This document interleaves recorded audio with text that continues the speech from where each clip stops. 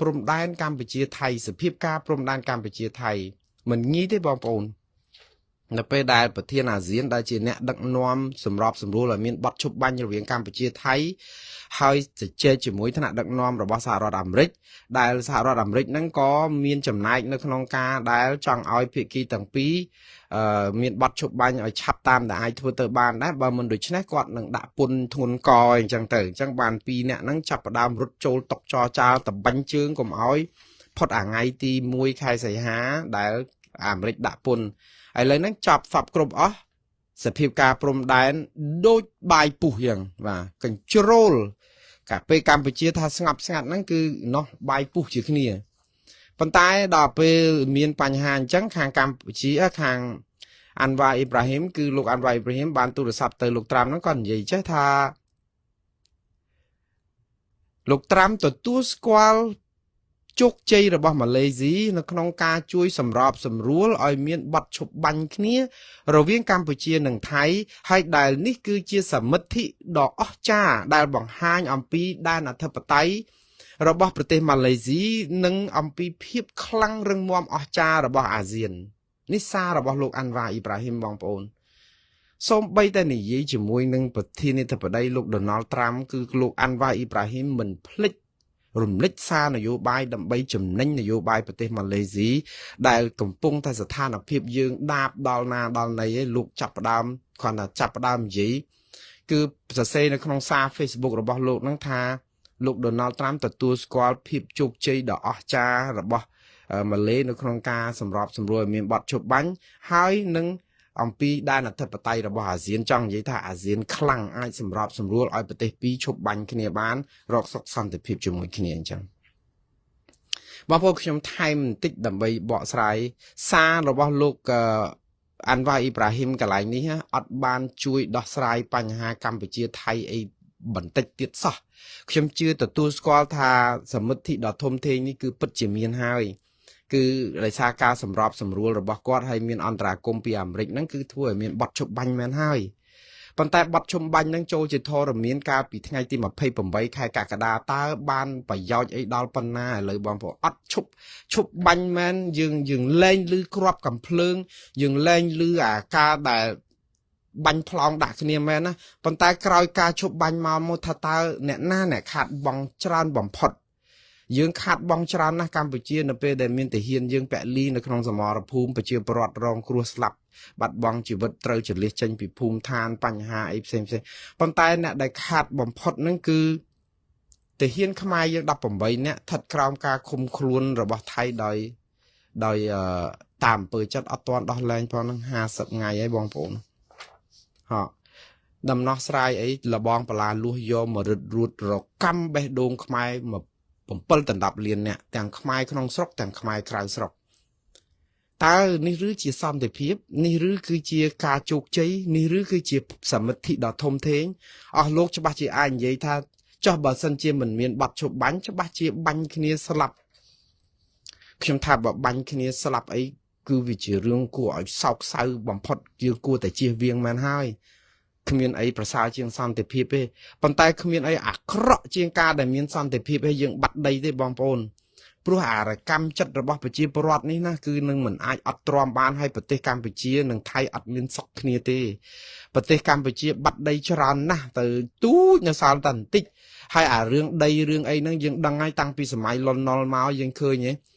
រឿងតាក់ទងនឹងដែនអធិបតេយ្យរបស់កម្ពុជាវៀតណាមជ្រៀតចូលមកចោតបកូណានរោត្តមសីហនុថាចូលដៃជាមួយវៀតណាមអីឡាក់នឹងឡាក់ឃើញ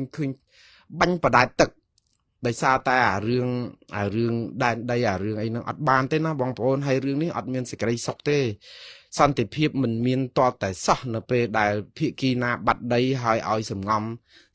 អត់ធ្មត់ជាសុខសន្តិភាពដើម្បីដោះដូរកុំឲ្យមានការបាញ់គ្នាសុខចិត្តឲ្យគេពាត់បលាលួសដល់ណាដល់ណីទៅអានឹងគឺមិនមានសេចក្តីសុខទេហើយខ្ញុំជឿថាខ្មែរនឹងមិនបេះដូងខ្មែរនឹងរុំដោយបន្លាលួសហ៎បងប្អូនតើរកម្មចិត្តប៉ុណ្ណាអាចរស់នៅបានទេអត់ទេដូច្នេះអ្វីដែលលោកអាន់វ៉ាអ៊ីប្រាហ៊ីមនិយាយជាមួយប្រធានាធិបតីឲ្យមកសរសើរអំពីបទឈប់បាញ់គឺគ្រាន់តែបានមួយជ្រុងមែនហើយប៉ុន្តែលោកអត់បាននិយាយអំពីបញ្ហាបច្ចុប្បន្នសោះឥឡូវគាត់និយាយថាម៉េចទៀត លោកទៅសរសើរអំពីទួលនីតិរបស់សហរដ្ឋអាមេរិកក្នុងការដែលធ្វើឲ្យមានបទឈប់បាញ់ដែរសរសើរលោកដូណាល់ត្រាំសរសើរចោះព្រោះពួកគាត់ពិតជាមានបទឈប់បាញ់មែនហើយបងប្អូនប៉ុន្តែភារកិច្ចរបស់អស់លោកអត់ទាន់ចប់ទេទាំងម៉ាឡេទាំងសហរដ្ឋអាមេរិកអត់ទាន់ចប់ទេកុំអាលបោះបង់កម្ពុជាចោលព្រោះអីយើងនិយាយអំពីថាតើបានបទឈប់បាញ់បានបទឈប់បាញ់អីបងប្អូនអានេះដូចថាពិធីភ្ជាប់ពាក្យអញ្ចឹងណាបងប្អូននៅក្នុងអាពាហ៍ពិពាហ៍មួយដែលយើងចូលទៅស្ដីមិនទាំងដល់ពិធីជាប់ពាក្យផងថាជាប់ពាក្យចាស់យើងទៅចូលទៅភ្ជាប់ពាក្យអញ្ចឹងទៅអាពាហ៍ពិពាហ៍មែនតើអត់ទាន់មានទេបងប្អូនអញ្ចឹងបានន័យថាគេអាចនឹងលែងលុបពាក្យនឹងចេញវិញសុំបណ្ណាការមកវិញគឺលែងយកគ្នាឬក៏អីអញ្ចឹងវាអត់មានអេតាស៊ីវិលដែលចោះសំបីតែចោះអេតាស៊ីវិលមិននៅវាយគ្នាបែកក្បាលបែកក្បូនក៏ប៉ុន្តែវាបានអេតាស៊ីវិលមួយឆ្នាំនេះអត់ទាន់ដល់កម្រិតហ្នឹងផងបងប្អូនហើយនាំគ្នាស្រែកជ័យខុសយកជោគជ័យរៀងខ្លួនអត់ទេកម្ពុជានិងថៃនៅរឿងច្រើនណាស់និយាយទៅគឺរឿងច្រើនដែលពិភពលោកអត់អាចនឹងបំភ្លេចយើងបានហើយកុំយកអាបុណ្យលៀបសការៈនៅពេលដែលយើងអត់ទាន់មានសុខសន្តិភាពថៃនៅតែដាក់បលាលួសអញ្ចឹងអត់មានសុខនឹងគ្នាទេតើតែរើបលាលួសថៃចេញឲ្យអស់ទើបអ្វីហ្នឹងអាចដោះស្រាយចរចាគ្នាបានបើអត់ទេខ្ញុំជឿថាសង្គ្រាមនឹងផ្ទុះឡើងនៅក្នុងពេលណាមួយខ្លីចាក់ជាមិនខានហើយលោកម៉ាឡេលោកបានវ៉ៃប្រាហ៊ីមនិយាយថានឹងជួបលោកប្រធានាធិបតីត្រាំប៉ុន្តែគាត់ដាក់ថានិយាយទៅសារសន្ទនាគ្នារវាងលោកអាន់វ៉ៃអ៊ីប្រាហ៊ីមជាមួយនឹងលោកប្រធានាធិបតីត្រាំអំពីសភាពការព្រំដែនកម្ពុជាថៃនេះគឺអត់មាននិយាយអីសោះអំពីអ្វីដែលកំពុងកើតឡើងនេះអំពីថាថៃកំពុងតែបំពេញបទឈប់បាញ់អត់មាននិយាយសោះនេះគឺជាភាពអយុត្តិធម៌មួយខ្លាំងដែរសម្រាប់ប្រទេសកម្ពុជាដែលមានប្រធានអាស៊ាននៅជងោមានអ្នកសង្កេតការយកទៅតាមព្រំដែនមានទាំងម៉ាឡេទៀតប៉ុន្តែអត់មានបាននិយាយអីប្រាប់លោកត្រាំមួយម៉ាត់ថាបញ្ហាយើងអត់ទាន់ស្ងប់ទេព្រោះមានភាពរពើរពើងអីអត់អាលីងតែយើងសង្ឃឹមម៉ាឡេប៉ុណ្ណាទៅបងប្អូនអញ្ចឹងបានថានេះហើយគឺជាអ្វីដែលយើងអកុសលដែរណាគឺថាយើងគិតថាពួកគាត់ច្បាស់ជាអាចជួយអីបានអត់សោះអញ្ចឹងវិលមកគឺមានតែខ្មែរគ្នាឯងទៀតហើយបងប្អូនឃើញនៅទៅសង្ឃឹមគេយកតែសារនយោបាយនឹងលោកត្រាំនឹងទៅនិយាយឈ្មោះកម្ពុជាហើយនឹងថៃតែថាជួយគាត់ថាជួយឲ្យបាត់ឈប់បាញ់នឹងបានជានាគ្នានិយាយតែមិនត្រូវផងថាសង្គ្រាមផ្ទុះអាវុធរវាងកម្ពុជានិងអាមេនីឯណានោះវិញអញ្ចឹងបានន័យថាវាពិបាកមែនតើបងប្អូនអញ្ចឹងបានថាមានតែខ្មែរគ្នាឯងទេដែលយើងខំប្រឹងរួមសាមគ្គីគ្នាពូតគ្នាជាធ្លុងមួយហើយដោះស្រាយបញ្ហាផ្ទៃក្នុងរបស់យើងផ្សះផ្សាជាតិឲ្យខ្មែរយើងរឹងមាំដើម្បីយើងទប់នឹងគេបានព្រោះយើងតែជឿអីជឿចិនប្រលេះដៃយើងចោលទៀតយើងឯកោមែនតើបងប្អូនហើយនេះសារនេះគឺខ្ញុំស្ដាប់ទៅខ្ញុំតែបាននិយាយប្រាប់ប្រធានាធិបតីអាមេរិកអត់មាននិយាយអំពីបញ្ហាកំពុងផ្ទុះឥឡូវផ្ទុះអាវុធផ្ទុះអីហ្នឹងឬក៏បញ្ហាថៃយកបលាលួសមកដាក់ហ្នឹងក៏និយាយឬក៏មួយក៏ទុកឲ្យគណៈកម្មការកិច្ចការព្រំដែននិយាយទៅគណៈកម្មការកិច្ចការព្រំដែននេះគឺគាត់ប្រឹងណាស់ប៉ុន្តែជាលទ្ធផលខ្ញុំថាអត់បានលទ្ធផលអីសោះគួរតែឈប់ទៅក៏ល្អដែរព្រោះអត់មានបានជជែកគ្នាដូចថាសេចក្តីសម្រេចហ្នឹងឃើញមកល្អប្រជាពលរដ្ឋហ្នឹងខំសារតសុទ្ធ10ចំណុច13ចំណុចហើយមកអត់បានប្រយោជន៍អីនិយាយទៅឲ្យតែគ្រប់កិច្ចជាពិធីសារថៃហ្នឹងយកអាពិធីហ្នឹងជួបគ្រប់កិច្ចខ្មែរនេះបានគេជួបយកមកផ្សាយប្រងព្រាតលទ្ធផលកិច្ចប្រជុំនេះយើងបានមានភាពភេទរៈនិងស្និទ្ធស្នាលគ្នាយើងជជែកគ្នាចាប់តែកិច្ចប្រជុំនោះយកបលាលួសយកមកដាក់3ដុំចាប់កិច្ចប្រជុំពងតល្អល្អនោះយកជាពីមកៅស៊ូបាញ់មកចាប់តែកិច្ចប្រជុំនោះជីកលេនឋានចាប់តែកិច្ចប្រជុំនោះចាប់ផ្ដើមឈូសឆាយផ្ទះយើងចាប់តែកិច្ចប្រជុំនោះជីកយកបេតុងយកមកដាក់តើកិច្ចប្រជុំនោះបានប្រយោជន៍អីឲ្យប្រកាសខ្ញុំពងតអត់យល់ដែរដូចថាវាជាការស្អំចិត្តបោកប្រជាពលរដ្ឋយើងសុទ្ធសាធតែម្ដងណាហើយប្រជាពលរដ្ឋហ្នឹងគ្នាគ្មានជំរឿសអីក្រៅពីស្លងស្ដាប់ទៅជឿទៅធ្វើម៉េចហើយកម្ពុជាហ្នឹងចឹងដែរវាអត់មានអីទៅតគេហ្នឹងចេះតែបានសេចក្តីសម្រេចពីកិច្ចប្រជុំហ្នឹងថាយើងនឹងគោរពតាមកិច្ចព្រមព្រៀងខ្ជាប់ខ្ជួន 100% ខ្ញុំទទួលស្គាល់ថាកម្ពុជានេះគឺជាអ្នកដែលគោរពតាមកិច្ចព្រមព្រៀងច្បាប់អន្តរជាតិ 100% មែនអាយហើយបើយើងមើលទៅណាព្រោះយើងអត់តអីគេសោះប៉ុន្តែបានអីមកវិញឥឡូវហ្នឹង នៅពេលដែលគេអត់គោរពសោះរំស្លូឬក៏រំចង្វាក់ Tango យើងត្រូវការគ្នាពីរនាក់វាត្រូវតែមានដៃគូហើយនៅពេលដែលម្នាក់បកាច់សម្ោចក្នុងខោអានីលឥតហើយយើងទៅរំមកមិនកើតឥឡូវហើយយើងថាអត់ធ្មត់តោះយើងរំតាមភ្លេងនាំគ្នាស្ដាប់ចម្រៀងទៅយកតាមភ្លេងម្នាក់ឯងអោបដៃចឹងទៅវាមិនមែនជាចង្វាក់ស្លូទេបងប្អូនវាជាចង្វាក់ទោលហើយយើងក៏តាំងណាថាអីថាទៅបើភ្លេងហើយកុំឲ្យស្ដាយភ្លេងយើងចិត្តទៅរំទៅអត់ទេវាខុសគោលការណ៍ស្លូខ្ញុំនិយាយចឹងមិនមែនបែរតែចឹងមិនវិញអត់មានមិនវិញទេខ្ញុំអត់មានបានតតាំងកម្ពុជាអត់បានតសំបីតែគេបាញ់ 4-5 គ្រាប់នេះមកយើងអត់តដៃគេចង់និយាយថាយើងអនុវត្តវិធានស្ងប់ស្ងាត់ល្អហើយបងប្អូនប៉ុន្តែចាប់ប្តឹងទៅសរសេរបណ្ដឹងនឹងប្តឹងទៅតុលាការយុតិធធម៌អន្តរជាតិហើយមើលទៅសេចក្តីថ្លែងការណ៍គាត់ថ្ងៃហ្នឹងនិយាយទៅអាននោះអានដល់ហើយប្រហែលជា20សន្លឹកក្រសួងការបរទេសក្រសួងការពារជាតិរដ្ឋាភិបាលទ័ពជើងគោកនិយាយជាម្នាក់3ទំព័រថ្លែងការណ៍គ្រប់កន្លែងវិវឌ្ឍនភាពរីកចម្រើននៃការចរចារបស់យើងនឹងមិនបានមកកណក៏ដឹកនិយាយពីដូចខ្ញុំនិយាយចឹងថាក៏ដោយអាចភេប៉ុន្តែបលាលួសគេក៏ក៏ដោយអាចភេចឹងដែរយើងនោះវាសុទ្ធសមិទ្ធិយើងនឹងគឺថាសម្បើមយើងជជែកបានចំណុចនេះយើងបំភ្លឺចំណុចនេះយើងតតាំងចំណុចនេះយើងបដិសេធចំណុចនេះយើងថ្កោលទោសចំណុចនេះយើងអីលាក់នឹងភាគីកម្ពុជាមានតែឯកសារដូសៀសុទ្ធសាធថៃគេដាក់បលាលួសចាក់ស្ដែងយកអស់គឺវាអញ្ចឹងហ่าបងប្អូនខ្ញុំអាសូរមែនតើហើយខ្ញុំដឹងថាកម្ពុជាមានអីទៀតឥឡូវយើងធ្វើអីទៀតក្រៅបើមិនធ្វើអញ្ចឹងតើយើងទៅផ្ទុះអាវុធយ៉ាងម៉េចគាត់ធ្វើអញ្ចឹងឲ្យគាត់ធ្វើអីទៀតខ្ញុំយល់ថាអានេះគឺជាការដែលធ្វើតាមពិធីសារប៉ុន្តែខ្ញុំនៅតែចាំម្យ៉ាងទៀតថាការបានដាក់ផ្ដិតបងប្អូនទាំងអស់គ្នាទាំង17លានអ្នកហ្នឹងណាបងប្អូនស្រឡាញ់ជាតិមិនតិចជាងខ្ញុំទេហើយអ្នកខ្លះហ្នឹងអួតអាងថាគេស្រឡាញ់ជាតិខ្លាំងជាងខ្ញុំ100ដងថាខ្ញុំនឹងក្បត់ជាតិព្រោះនិយាយម៉ោងណាក៏កាន់ជើងថៃដែរតែខ្ញុំចង់ផ្ចាញ់ផ្ចាលឲ្យអស់លោកថាបើអស់លោកស្រឡាញ់ជាតិមែនធ្វើផ្សាយព័ត៌មានលើកទឹកចិត្តឲ្យរដ្ឋាភិបាលប្តឹងថៃបន្តិចមើលដាក់ពាក្យបណ្ដឹងមើលបណ្ដឹងទាំងអស់អាស្អីតំបន់ទាំងប្រមាណអីហ្នឹងទាំងអាស្អីគេចោតទាំងអា17កន្លែងទាំងអាភូមិនងច័ន្ទអាភូមិជោគជ័យភូមិស្អីព្រៃច័ន្ទហ្នឹងទាំងអាភ្នំទ្របទាំងអាច្រកអានសេះដាក់ប្តឹងទាំងអស់មើលបើបងប្អូនជាមនុស្សដែលគិតថាស្នេហាជាតិហើយមិនមែនជាឧបករណ៍ឃោសនាគេដើម្បីបានដូរបាយហូបឲ្យបង្ហាញតើ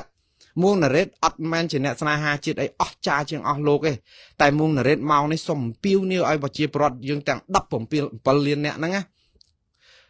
តស៊ូមតិឲ្យរដ្ឋាភិបាលដាក់ពាក្យប្តឹងទៅអត់ធ្មត់ក៏អត់ចោះបានហើយប៉ុន្តែសុំឲ្យដាក់ពាក្យប្តឹងគេអំពីដីដែលគេកំពុងតែឈ្លានពានយកនេះផងព្រោះបើយើងអត់ដាក់ពាក្យប្តឹងទេការតវ៉ាយើងក៏តំបានផលអីដែរថៃមិនទៅឈឺក្បាលនឹងការតវ៉ាទេគេធ្វើសង្គ្រាមទម្លាក់គ្រាប់ស្លាប់ទាហានយើងស្លាប់មកកណោមិនតាំងតែធ្វើអីគេកើតផងហើយទៅមកខ្លាចអីពីរឿងគ្រាន់តែតវ៉ាជំទាស់ថ្កោលទោសជូនដំណឹងហ្នឹងគេអត់មានតែឈឺក្បាលអីទេហើយយើងក៏ដឹងដែរថាយុទ្ធសាស្ត្ររបស់ថៃគឺគេដឹងថាយើងមិនហ៊ានតតាំងគេដូច្នេះយើងកុំទៅខ្វល់ចរចាធម្មតាគណៈកម្មការចរចាតាមពិធីសារអញ្ចឹងទៅដើម្បីឲ្យយើងមានឯកសារកាលប្រវត្តិថាយើងត្រជាក់ដែរយើងតស៊ូយើងគោរពបទជប់បាញ់ល្អសហគមន៍អន្តរជាតិក៏គេដឹងដែរថាថៃសម្ោចក្នុងខោដែរទេម៉ោងហ្នឹងនោះគេមិនមែនបានន័យថាគេតាមថៃតែរហូតទេគេដឹងតាព្រោះកម្ពុជាអត់មានតដៃអីចឹងមែនហើយប៉ុន្តែថៃគឺគេចង់ក្រោយគេចង់និយាយថាឆាកអន្តរជាតិយ៉ាងច្រើនគេថ្កោលទោសថៃតែប៉ុណ្ណឹងជាអន្តរជាតិប៉ុន្តែថៃបានដីថៃបាន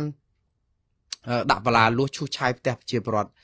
អានេះហើយដែលធ្វើឲ្យខ្មែរយើងអត់ស្ងប់សុខផ្លូវចិត្តទេបងប្អូនប្រជាពលរដ្ឋនៅរកម្មចិត្តគ្រប់ងាហើយគេនឹងរិះគន់រដ្ឋាភិបាលនឹងថាជារដ្ឋាភិបាលដែលបាត់ដីឲ្យថៃហើយអាពាក្យបាត់ដីដោយឲ្យគេឲ្យយើងសង្ងំអត់ព្រមប្តឹងហ្នឹងវាជាអំពើក្បត់ជាតិទៅទៀតបងប្អូនអានេះរឿងជាប្រវត្តិសាស្ត្រហើយខ្ញុំមិនជឿថារដ្ឋាភិបាលថ្នាក់ដឹកនាំចង់ឲ្យមានងារអញ្ចឹងទេហើយខ្ញុំជឿថាពួកគាត់ហ្នឹងក៏ខំប្រឹងសម្បើមដែរគ្រាន់តែយើងមិនយល់ថាការអត់ធ្មត់ហ្នឹង បានយូប៉ុណ្ណាបើថៃសម័យក្នុងខោរហូតដល់ចាប់ផ្ដើមឈូសឆាយចង់រំលើងផ្ទះយើងនៅទៅទៀតហើយយើងចង់វិចវិចទៅនៅក្រៅផ្ទះយ៉ាងម៉េចទៀតខ្ញុំថាអូខេវិចវិចអីទៅនៅផ្ទះបងប្អូនយើងមិត្តភក្តិមួយរយៈប៉ុន្តែប្តឹងគេផងដើម្បីឲ្យមានអន្តរាគមន៍ជួយដោះស្រាយជាជាងការដែលថាអត់អីទេអត់ធ្មត់រងចាំដំណោះស្រាយអត់ធ្មត់រងចាំដំណោះស្រាយអត់ធ្មត់វាអត់ហើយប៉ុន្តែសូមឲ្យដាក់ពាក្យប្តឹងឲ្យបំរងទៀតបងប្អូនបើបងប្អូនស្រឡាញ់ជាតិខ្មែរនឹងជាងមួងណារ៉េតសូមអំពាវនាវឲ្យរដ្ឋាភិបាលដាក់ពាក្យប្តឹងឲ្យយកតំបន់ទាំងអស់ដែលពីមុនថាមានតែ4នេះឥឡូវដាក់ទៅ10កន្លែងជាងនឹងដាក់ទាំងអស់ទៅ ICJ ហើយគ្មានពេលណាប្រសើរជាងពេលនេះទេព្រោះឥឡូវតាន់តែពេលពងបោចសក់គ្នានឹងហើយដាក់ឲ្យអស់ហើយជ្រុះសក់អស់មួយសាអញ្ចឹងទៅកុំឲ្យដល់ពេលត្រូវគ្នាហើយស្រាប់តែដាក់ទៅក៏នាំមានរឿងដាក់មួយសាទៅហើយប្តឹងទៅហើយចាំមើលថៃគេដោះស្រាយយ៉ាងម៉េចអានឹងបានថាយើងស្អំចិត្តប្រជាពលរដ្ឋបានមួយគ្រាដែរបើអត់ទេនៅតែសេចក្តីបំភ្លឺសេចក្តីច្រានចោលថោលទុះថៃចេះតែចូលរហូតហើយអានេះហើយដែលធ្វើឲ្យប្រជាពលរដ្ឋគ្នាឈឺចាប់ហើយតែការឈឺចាប់កើនឡើងខ្ញុំជឿថារដ្ឋាភិបាលទប់មិនឈ្នះទេអាការឈឺចាប់ជាតិនិយមនេះណាគឺនិយមតិចទៀតនិយមខ្លាំងទៅជានិយមជ្រុលហើយអាការនិយមជ្រុលហ្នឹងហើយដែលធ្វើឲ្យមានបញ្ហាទប់មិនបានខ្ញុំជឿថាថ្ងៃនោះនឹងកើតឡើងបើសិនជារដ្ឋាភិបាលនៅតែបន្តធ្វើរឿងដដែលហើយថៃគេនៅតែបំពេញក្នុងស្ថានភាពកាន់តែសន្ធប់បែបនេះបាទខ្ញុំបួងសួងគ្មានស្អីក្រៅពីដុតធូបដូចបងប្អូននៅទល់ដែរណាបើយើងអត់ធ្វើអីមានតែដុតធូបហ្នឹងបងប្អូនតែជឿលើអរុកអរិយអ្នកតាអញ្ចឹងបានប្រជាពលរដ្ឋខ្មែរយើងជឿលើអាមក្តាមដុតភ្លើងអលុតក្តាមឆៅហ្នឹងព្រោះដោយសារយើងអត់មានជឿអីបានទៀតក្រៅតែពីដុតធូបហ្នឹងទេព្រោះអីតែជឿមិនបរដ្ឋាភិបាលថានៅស្ងៀមអត់ប្តឹងតែហើយអញ្ចឹងសុំដុតធូបវិញឥឡូវសុំឲ្យប្រជាពលរដ្ឋដុតធូបបន់ស្រន់ហ្នឹងបន់ស្រន់លួងចិត្តឲ្យមេដឹកនាំខ្មែរដាក់ប្តឹងវិញប្រហែលជាអាចបានផលជាងបាទសូមអរគុណបងប្អូនខ្ញុំស្លេះត្រឹមប៉ុណ្ណេះរឿងរហូតតគេអង្គលខ្សែព្រំដែនណែបលាលួរហូតដល់ចូលឈូសឆាយដីប្រជាពលរដ្ឋនៅតំបន់ភូមិជោគជ័យដែលជាប្រជាពលរដ្ឋម្ចាស់ប្រទេសរបស់ខ្លួនហើយកម្ពុជាមិនតឹងតដៃហោះរឿងអីទៅបាញ់គេរឿងអីត្រូវផ្ទុះអាវុធបើយើងសុកចិត្តឲ្យគេយកដីគេពាត់លបងបានហើយហ្នឹងដូច្នេះកម្ពុជាលើកឡើងនេះខ្ញុំជឿគាត់ជឿក្រសួងមហាផ្ទៃថាកម្ពុជាមិនផ្ទុះអាវុធមុនទេអញ្ចឹងរឿងនេះវាអាចណាស់គឺថៃច្បាស់ជាផ្ទុះអាវុធមុនដើម្បីញុះឲ្យយើងផ្ទុះអាវុធទៅដើម្បីបានបាញ់គ្នាមួយសារទៀតឬច្រើនសារទៀតតែភាគីថៃគេនៅតែចោទប្រកាន់ហើយសារព័ត៌មានអន្តរជាតិរបស់ថៃគឺគេផ្សព្វផ្សាយយ៉ាងកក្រើកលើពិភពលោកថាកម្ពុជាទេជាអ្នកផ្ទុះអាវុធយប់មិញហ្នឹងគឺបាញ់4គ្រាប់ហើយចោទទៀតថាមិនមែនត្រឹមយប់ហ្នឹងទេអាយប់ថ្ងៃមុនមានចាំទេបងប្អូន2 3គ្រាប់ដែលផ្ទុះអាវុធដែរនៅតំបន់ចិត្តបលាលួសនៅទល់ដែរហ្នឹងថៃគេចោទថាទាហានខ្មែរប្រមាណអ្នកទៅប្រពាក់ប្រពូនគ្នាក្បែរហ្នឹងផ្ទុះអាវុធបាញ់ចូលដីថៃប៉ុន្តែខាងក្រសួងការពារជាតិក៏លើកទៀតថារៀលកៃអញ្ចឹងរឿងហ្នឹងគឺថាចង់ឲ្យតែផ្ទុះអាវុធទេថៃចង់ឲ្យតែផ្ទុះអាវុធទេអញ្ចឹងបានន័យថាថៃគេបបួលយើងតែយើងក៏បានជ្រើសរើសថាមិនផ្ទុះអាវុធប៉ុន្តែនៅក្នុងពេលជាមួយគ្នាហ្នឹងថៃអត់មានទេសម្ោចក្នុងខោរហូតបងប្អូនឥឡូវចូលទៅដល់ជ្រៅទៅទៀតហើយថ្ងៃនេះគឺគាត់និយាយអំពីការដែលកំណត់ថាត្រូវតែយកតំបន់ភូមិជោគជ័យនិងភូមិព្រៃច័ន្ទនេះឲ្យបានគឺទោះក្នុងតម្លៃណាគឺដំបូងយើងដឹងហើយគាត់ដាក់ប៉ូលីស1400នាក់សម្រាប់បង្ក្រាបក្រុមតវ៉ាអញ្ចឹងប្រជាពលរដ្ឋខ្មែរតវ៉ាគេមានក្រុមបង្ក្រាបរបស់គេតែខ្ញុំជឿថាប្រជាពលរដ្ឋខ្មែរយើងមិនទ្រាថយទេបងប្អូនដរាបណាមានការគ្រប់គ្រងពីអាជ្ញាធរមូលដ្ឋាននៅខេត្តបន្ទាយមានជ័យប្រជាពលរដ្ឋតវ៉ាលុះខ្សែព្រោះអីព្រោះគាត់បានការលើកទឹកចិត្តពីអាជ្ញាធរបើយើងទៅបង្ក្រាបគាត់វាយដំគាត់ចាប់គាត់ដាក់គុកតាមសារគាត់រត់ចោលជួអស់ហើយ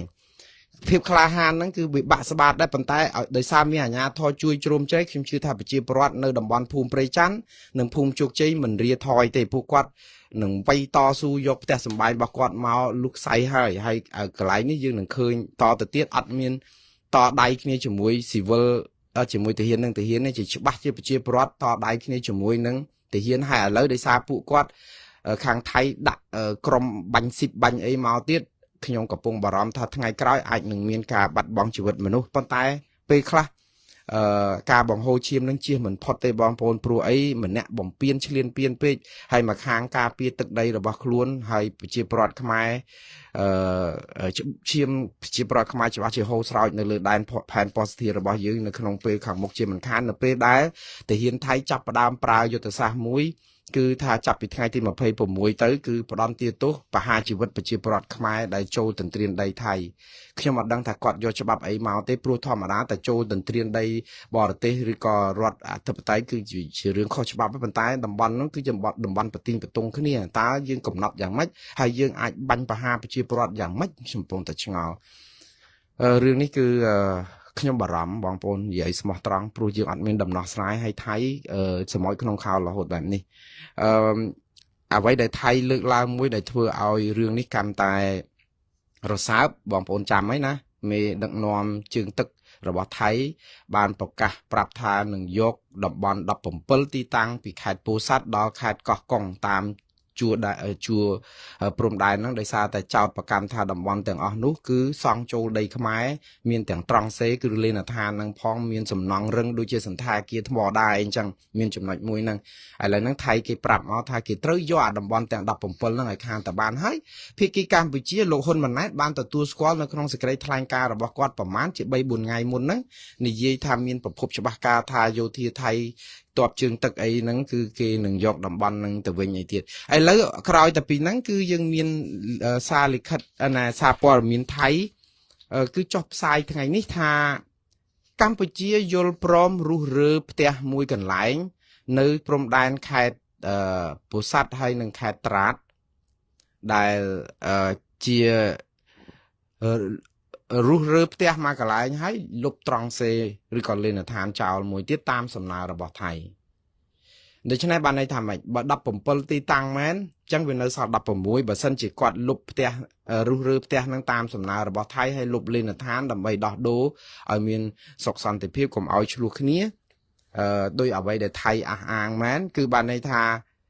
នៅសល់16ទៀតហើយបើសិនជាថៃថ្ងៃមុននេះគឺបានប្រាប់ថាសន្តាគារថ្មដាដែលបោះបង់ចោលហ្នឹងគឺចូលក្នុងដីថៃដែរឲ្យ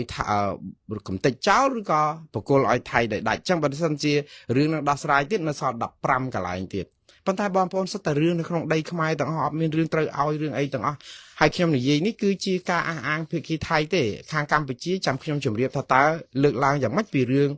ដែលត្រូវកំទេចផ្ទះនៅក្នុងដែនអធិបតេយ្យរបស់ខ្លួនឯងឲ្យលុបត្រង់សេទៅតាមសំណើរបស់ថៃនេះណាថ្ងៃនេះគឺសារព័ត៌មានថៃចុះផ្សាយអំពីជំហរយោធាថៃគេប្រាប់ថាបានទទួលលិខិតមួយបញ្ជាក់អំពីការធ្វើតាមសំណើរបស់ថៃលិខិតក៏អត់មានផ្សាយកម្ពុជាក៏អត់មានផ្សាយដូច្នេះខ្ញុំនិយាយនេះក្នុងន័យថាផ្សាយពីខាងថៃទៅសិនហ្នឹងគឺអត់មានទៅកាន់ជើងថៃដោយបុគ្គលមួយចំនួនចោតប្រកាន់ទេគឺគ្រាន់តែថាផ្ដល់ជាព័ត៌មានឲ្យបងប្អូនបានជ្រាបថាតើថៃគេកំពុងតែនិយាយថាម៉េចពីរឿងព្រំដែនរបស់យើងហ្នឹងហើយគេកំពុងតែធ្វើអីថៃគេនិយាយអញ្ចេះថាកម្ពុជាហើយសារព័ត៌មានថៃច្រើនណាគ្រប់ប៉ុស្តិ៍មានទាំង The Nation មានទាំង Khawsot មានទាំង PBS World មានទាំងស្អីក៏ដោយឲ្យតែរឿងថាបានដីខ្មែរហ្នឹងគឺថៃសបាយផ្សាយគ្រប់គ្នាហើយសារព័ត៌មានអន្តរជាតិហ្នឹងក៏យកទៅផ្សាយបន្តគេដាក់ថាខាងភាគីកម្ពុជាយល់ព្រមតាមសំណើរបស់ភាគីថៃគឺកំទេចឬក៏រុះរើផ្ទះមួយកន្លែងចោលហើយលុបត្រង់សេលេនដ្ឋាននៅក្នុងតំបន់ដែលមានវិវាទគ្នានៅខេត្តពោធិ៍សាត់ដែលមានព្រំប្រទល់ជាប់ជាមួយនឹងខេត្តត្រាតរបស់ប្រទេសថៃប៉ុន្តែផ្ទះពីរខ្នងទៀតអត់ទាន់កំទេចចោលទេដោយភាគីកម្ពុជាថាទុកឲ្យគណៈកម្មការកិច្ចការព្រំដែនរួម JBC ជាអ្នកសម្រេចវិញហើយខាងភាគីថៃថាការព្រមព្រៀងនេះធ្វើឡើងតាមរយៈលិខិតមួយសន្លឹកចុះហត្ថលេខាដោយមន្ត្រីយោធារបស់កម្ពុជាឈ្មោះថាលោកច័ន្ទប៊ុនឌីបាទដែលជាមេបញ្ជាការនៃកងយោធាថៃ501នៃតំបន់ភូមិភាគ យុទ្ធភូមិភាគ5របស់កម្ពុជាហើយលិខិតនេះក៏បានដល់ដៃរបស់មន្ត្រីយោធាឈ្មោះថាParis វង Pensy ដែលជាមេបញ្ជាការកងទ័ពម៉ារីនក្រុមការងាររបស់គេនៅថ្ងៃពហុនេះគឺថ្ងៃទី25ខែកញ្ញានេះតែម្ដង